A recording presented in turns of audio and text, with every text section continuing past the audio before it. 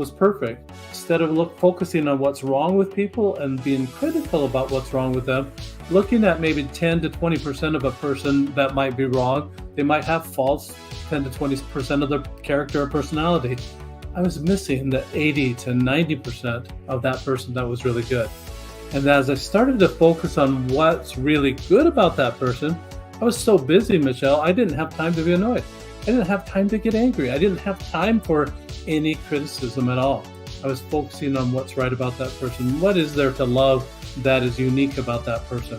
And it just changed my life overnight. It really was.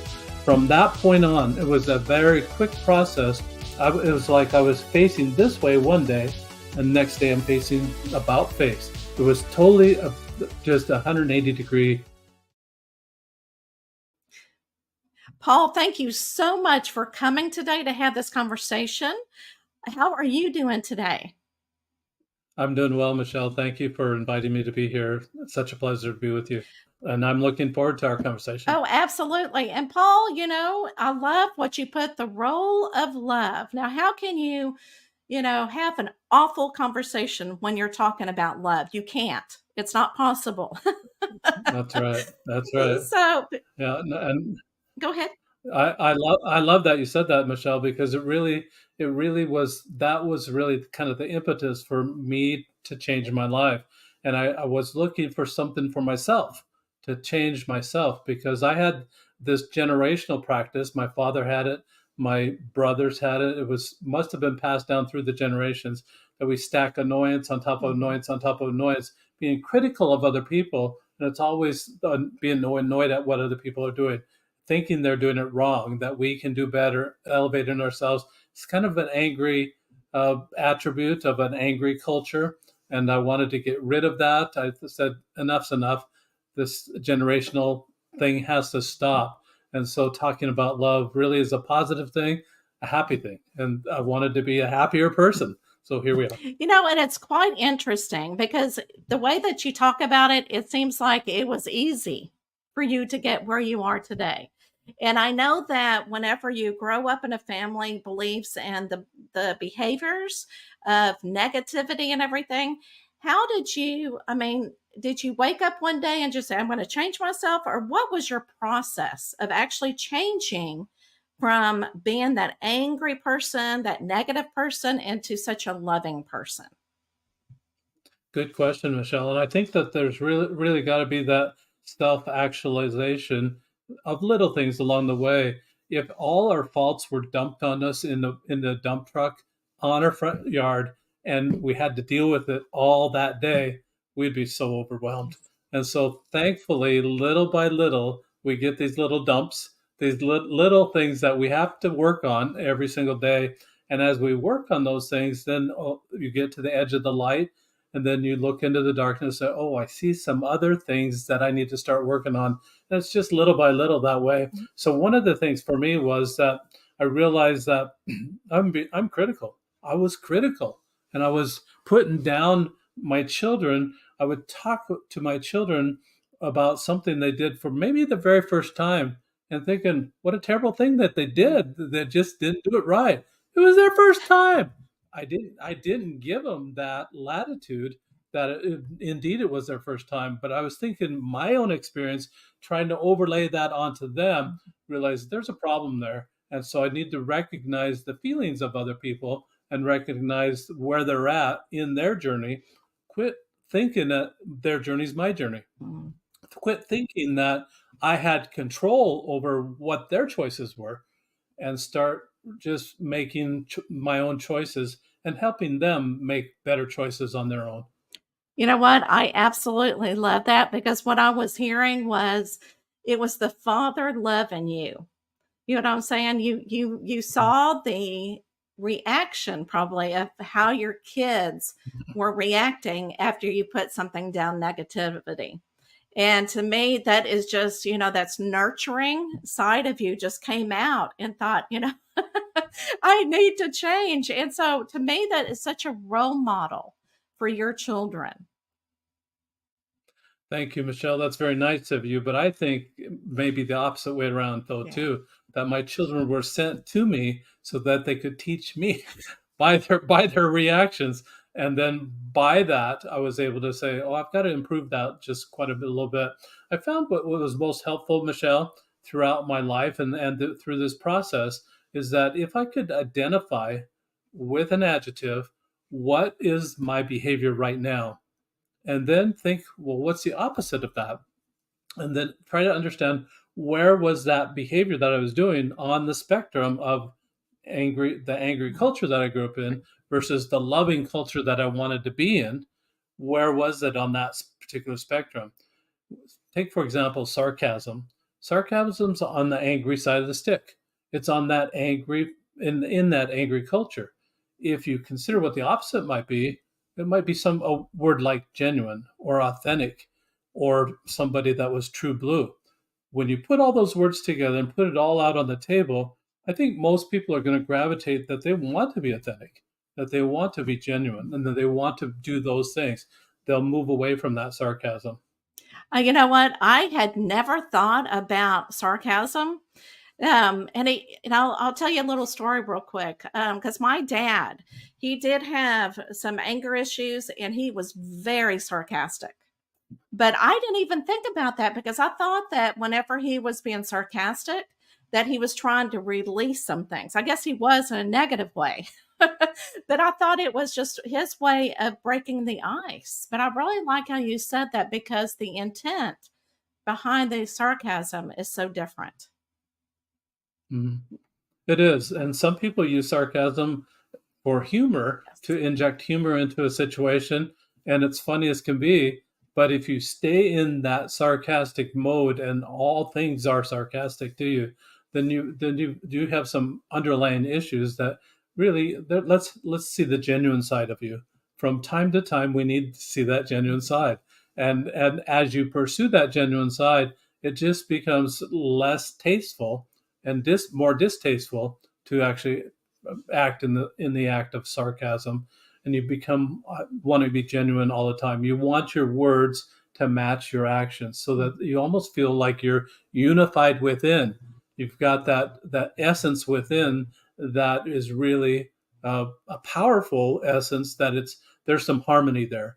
There's some synergy there. There's uh, some alignment there with reality.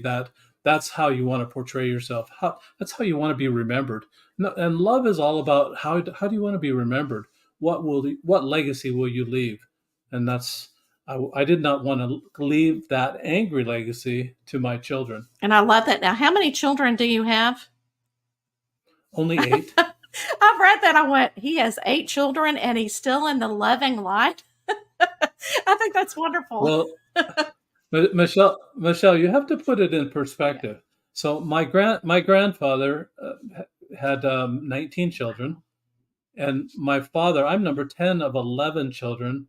So I'm scaling it down. Eight is less than what the generations that, and my kids are only having 3. I don't get this, Michelle. I want more grandchildren. Why you have children to have grandchildren, right? Isn't that the That rule? is the rule. That's I want more. Yeah, but again, I don't have control over that.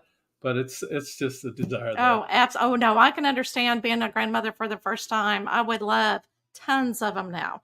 Um, so Mm. I've got to ask you, and I always because I find it very interesting because it is such a difficult topic to talk about, is forgiveness. Okay. So Mm. did you during the process of changing and morphing to who you are now? Did you have to forgive yourself, not only yourself, but also your parents? Great question, Michelle, and let me answer it a couple of different ways. And because the forgiveness to me is very similar to what I was doing in that stacking uh, annoyance on top of annoyance until I had that flash of anger.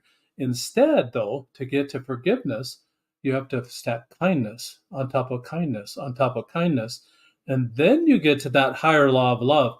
So as I discovered the 5 languages of love from Dr. Gary Chapman, I realized that these are basics. These are those stacking of the kindnesses. This is foundational. this really is where love literacy should be across the world. Everybody should know these basics, because stacking these basics will get you to that forgiveness, that higher law of love, or compassion, or mercy, or intimacy, or charity, or sympathy, or trust, or empathy. Any of those are higher laws of love. We've got to be able to practice those basics to get there. Could you imagine someone insulting, then asking for forgiveness? Just doesn't reconcile. It won't work. So as far as forgiveness for me, it amounted to stop being the victim. Stop blaming your father for all these awkward moments, that traditional stacking of annoyances and that flashes of anger. Stop blaming him for all that. When I started, when I stopped blaming him for that, I was 35 years old, and I realized, oh, I'm responsible for my own actions. He'd been dead already 7 years, Michelle, and I came to the realization that how can I blame him? How I can't even talk to him about it.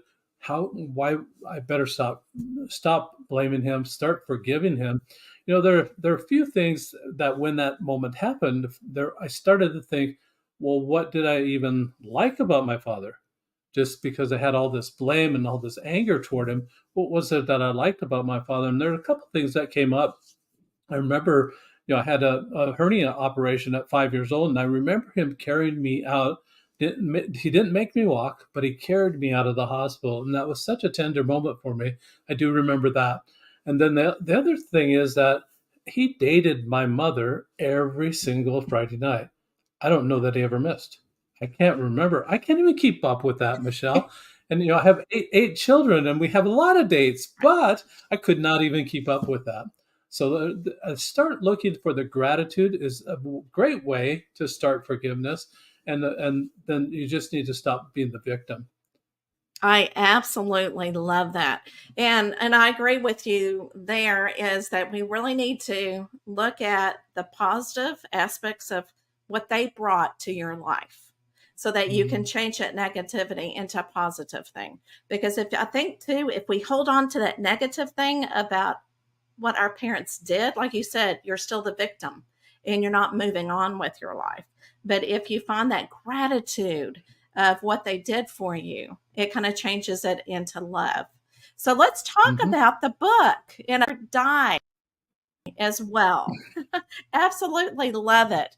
And I know that what was the inspiration, first of all, um, of deciding, you know what, I need to write a book and I need to invent this procedure of rolling a die.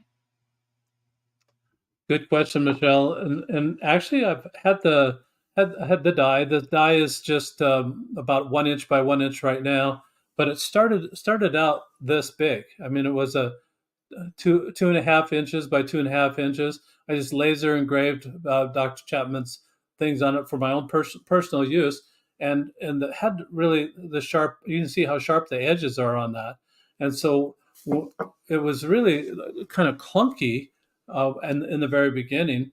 And I would look at what's on top, look at what's on the side, and I say, well, I think I want that today. And then knowing that it's going to go clunk clunk, just because it wasn't rolling very well, I'd get what I want. And it was like it was like a weighted die. It really didn't have the random, uh, the surprise on it that I was expecting, but just more clunk clunk. So I realized I have to just just bevel off those edges, kind of smooth those edges off. Then it rolled a lot better. Took 2 years to develop the artwork for this die. Created my own artwork. I asked Dr. Chapman if he would license the icons that he had for the love languages, and his attorney wrote back after a couple of weeks and said, "No, we're not doing that." So I found an attorney in my neighborhood that was a friend, and he was a copyright attorney, intellectual property attorney, and he told me this. He said, theory like the love language theory is not copyrightable. Application is. So they weren't doing it as a game. And I thought, well, I think a game would be really nice. So I decided to create my own icons and then put them on the dies. So this is what I came up with. This dice has all pictures on it. You'll notice each has a hand on it as well. Hand is as if we're giving it away, which is the whole idea that we're giving this away all day that day, all day.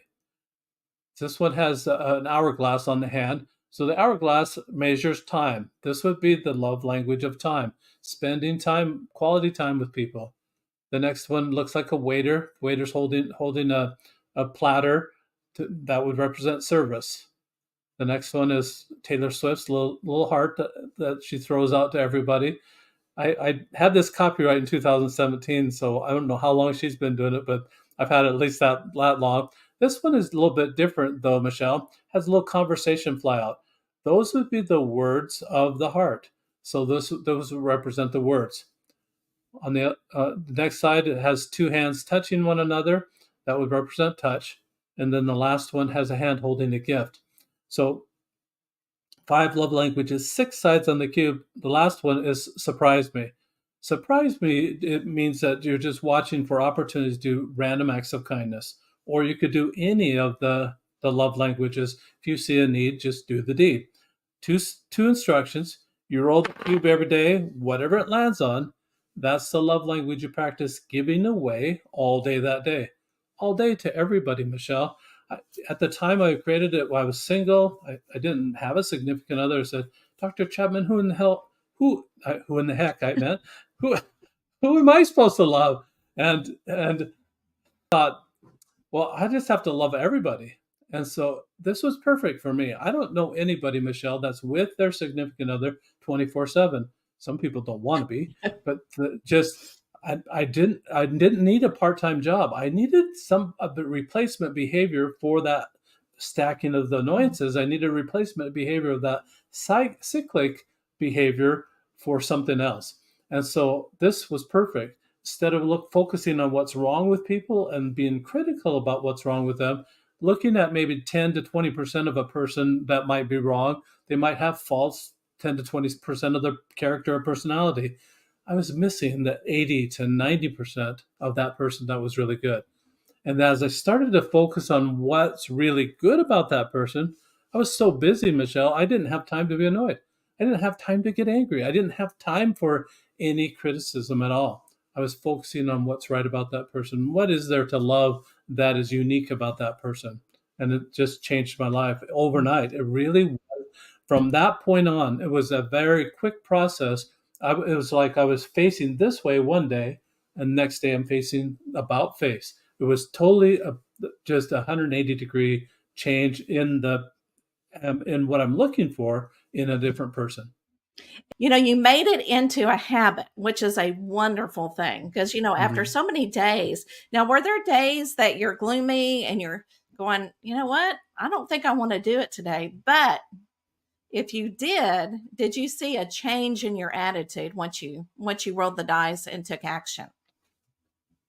It's a good question. I don't think anyone's ever asked me that question, Michelle. But uh, for this, I had been wanting something different in my life for a long time.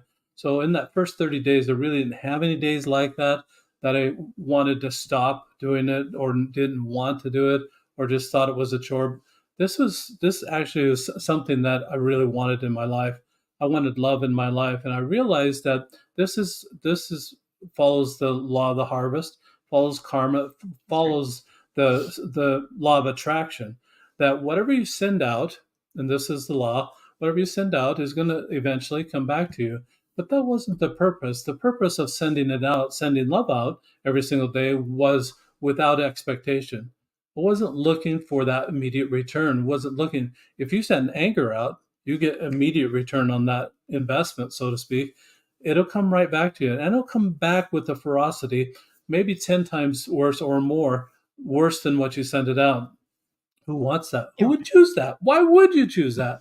And so I realized that I don't want to do that. So I want to focus on the love. right. So I really wanted to do this every single day. There really wasn't any lapse that way.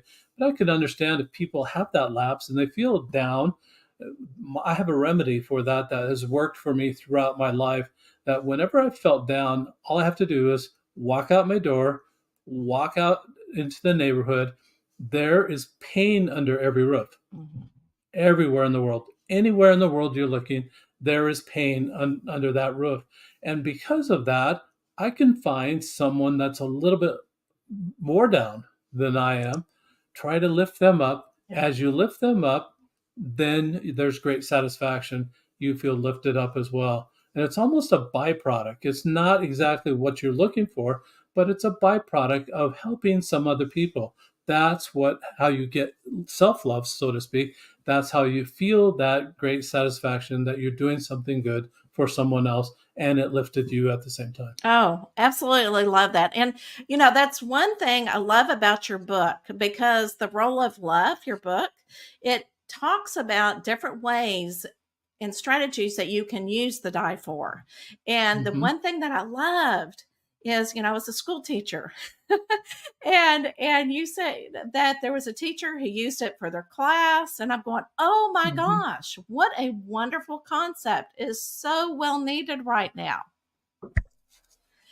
Absolutely. And so in the classroom, what happens, Michelle, and I'm testing it actually in K through 6 right now, the primary grades, and I love what they're doing. It takes 2 seconds to roll the die, maybe 30 to 45 seconds for the teacher to say, class, this is what we're doing today. This is what you want to watch for today. So at the end of the day, what happens is the teacher says, now it's time to record what you rolled, what opportunities you saw to love in that way, what you did about those opportunities becomes a love journal for that first grader or that third Mm, grader or the fifth grader. And so the teacher at the end of the day will do just a check mark, say, yep, Johnny did it, Mary did it, and then maybe read a few of the stories. If that teacher finds an outstanding story, one or two, I would read that the next day and say, look what Johnny did yesterday for the love language, and just encourage the other students to write something, watch for those opportunities, and write something about the opportunities that they got. What that does is it just, that student now is responsible. Age 6, they're responsible for their own behavior.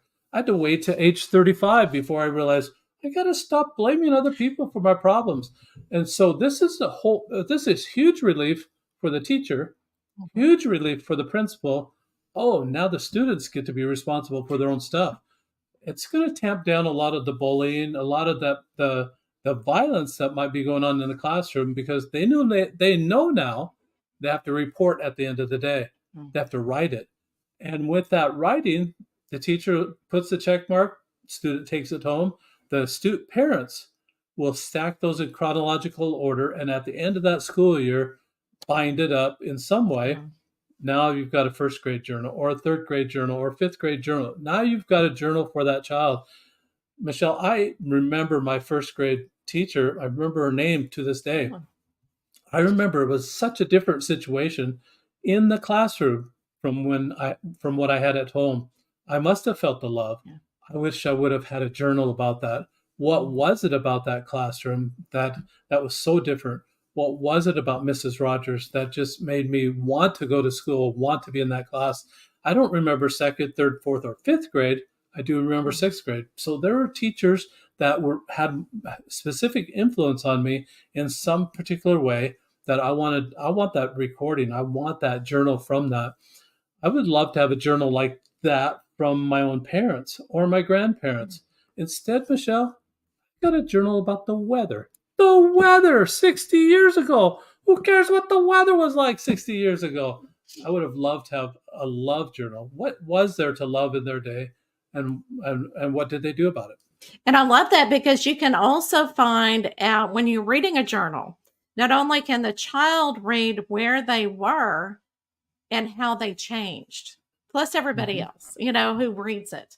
But to me, it's more that they find out more about themselves as well. I That's absolutely journaling. Oh my gosh, Oh, good. Yeah. yeah. You know what it is for that teacher too, Mhm, is that student, and I've talked with teachers around the world, Michelle, that student by the last 10 to 15 minutes of the day is not going to be any productive at all. They're tired. They've been there all day. They're antsy. They know the bell's going to ring. They can't, their mind is mush. They can't learn one more thing. Mhm. and you can't push one more thing. Mhm. So journal writing actually is a decompression activity that they'll ah, now they're ready for whatever comes after school. Now they've got a different mindset. They've just let go through journal writing. They've let go of what happened in the day, all the good that was there to that day, and hopefully they're watching for good and they're doing good and they're forgiving others that are having us that are struggling with it. Well, you understand the school day. I mean, I'm listening to you, I'm thinking, "Yep, yep, yep, that's what I went through, yep."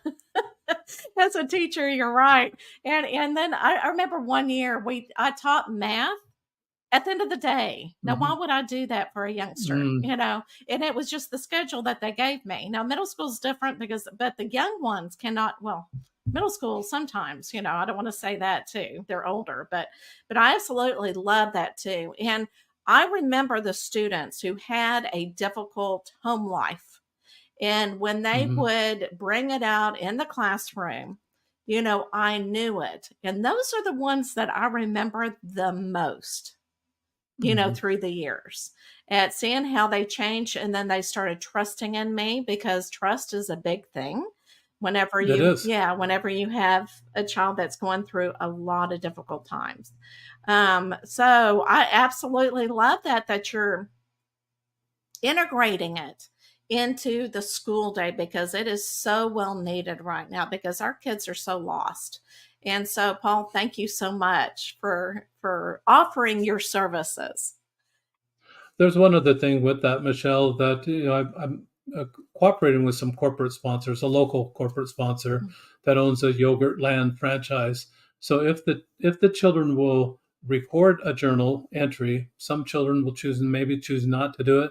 But if they do choose to do it and they do it for 15 days, he'll give them 5 ounces of yogurt for free. Oh, If they'll do it for 25 days, in fact, make it a habit like we're talking about, mhm. if they'll make it that habit, he'll give them 10 ounces of yogurt for free for that particular month that they're, and then it renews every single month. Oh, But I'm also, Michelle, looking for corporate sponsors that would do it in all the communities, wherever that corporate sponsor is, wherever there are school teachers, mhm. and it will try to coordinate something, get something set up in cities across the nation, across the world.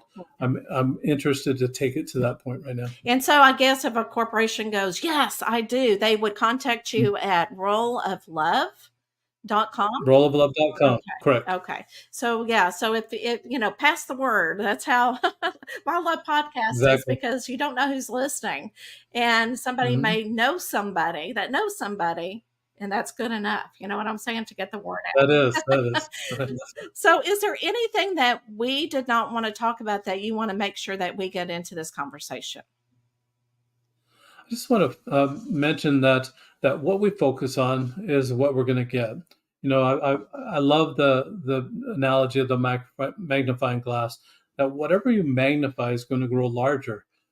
Just remember that if we're focusing on the faults of another person, they're going to be larger. Those faults will become larger and it'll crowd out the good of that person. We really don't want to get that kind of view of another person. Just view them as a human being, see them who they are, where they're at, and just acknowledge their existence and their journey along their path in their life. And if we can come to that point of acknowledgement, we really don't need anything inclusive because everybody's a human being. Everybody needs that same grace. Everybody needs that same benefit of good thoughts being thought about them rather than focusing on weaknesses of anybody. We're focusing on the positive is going to come back to us. If we're focusing on their negatives, guess what? It's coming right back. They're going to look at your weaknesses, and do you really want that? No, people don't. Yeah, just think of it. So just be conscious of that. That what you send out is going to come back to you. And then one last thing, that Michelle, that I like to leave the listeners is that I love that we're talking about languages and the love languages, but there's a language, a Sanskrit dialect in northern India that we get wonderful words like nirvana or karma. But the one I want to talk about is namaste. Namaste is what the yoga teacher says at the end of the class, bows her head and says namaste. And everybody else says namaste. It doesn't mean, hey, y'all, class is over. You can go now. It doesn't mean that. So the Hindu interpretation of that means the God in me sees the God in you. Or put another way, the divine in me sees the divine in you. We really need to watch for those divine attributes that we have, each one of us have. That's what makes us different. That's what really defines us. That's what helps us be a better person and focus on becoming who we really are, our essence. I love it. And you don't even have to do yoga to do, namaste. I mean, it doesn't just have to take place at yoga. It can take places That's right. anywhere. You know what I'm saying? When you want to bless somebody, or like what you're saying with that language, you can say that as well. All right. Absolutely. Paul, are you ready for the last question? I'm ready for the last All question. right. Let's do it.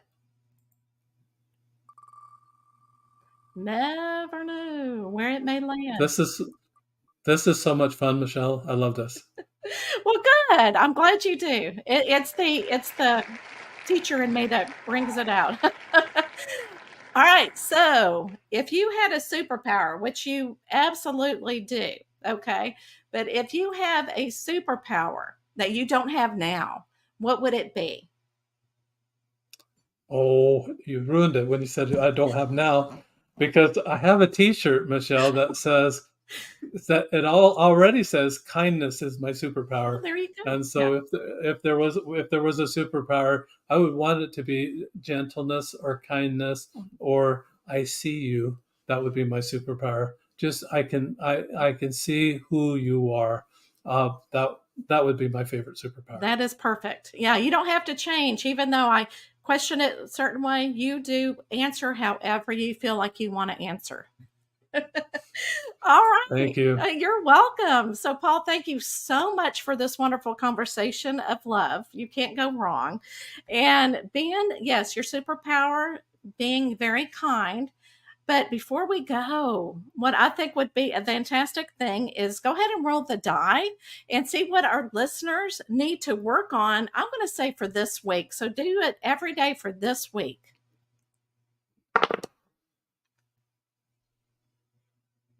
Spend Oh, time. time. Oh, that is so important. Just just take a little time. My wife loves time, and she just loves me to sit beside her. We don't talk or anything because we're watching a Korean drama. That's how she likes to spend time. And you have to read the subtitles, so you really can't talk.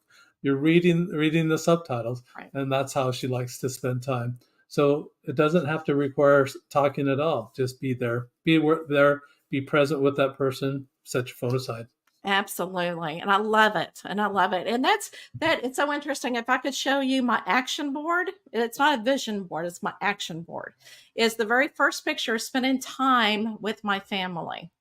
And so Nice. I so love that. that is so important because we get so busy. Okay, everybody. So this week, what you're going to be working on is time, spending time. And also think about, I don't know why I need to say this, but also spend time to yourself. Maybe you need to spend time by yourself or with somebody.